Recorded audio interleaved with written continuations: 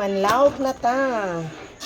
Ang akong gamit kay Vipro Gestating o Vipro Lactating para sa duha nako kaanay ug sa tulo nako kabuntis nga mga anay. Gestating, lactating. May saw ng mga anak sa lactating. Kusog kayong mukha ng mga bakting sa Vipro Lactating.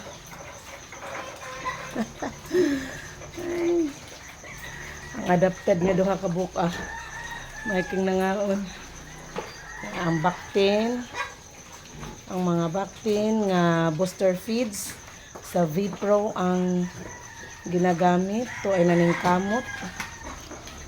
Okay, kini siya kay gestating pa, buntis, mag-anakon.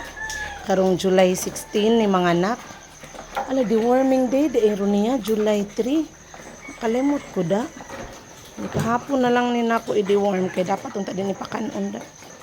Og kini gestating. And last, we have the fifth, ang ikalima nato.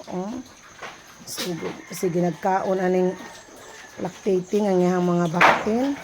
Nagkaon ng ilahang mama pig, nagsisisilag tutoy. Kaya ang atong gamit kay Vipro Lactating sa iyaha. Ang iyang mga baktin, kini adapted ni, may kinadak-an sad nila. Okay, managsuon na atong gipa-adapt na ako dito kauban sa mga dagko. Pero diri man siya gagmay, so siya makailog. Siya ni dako.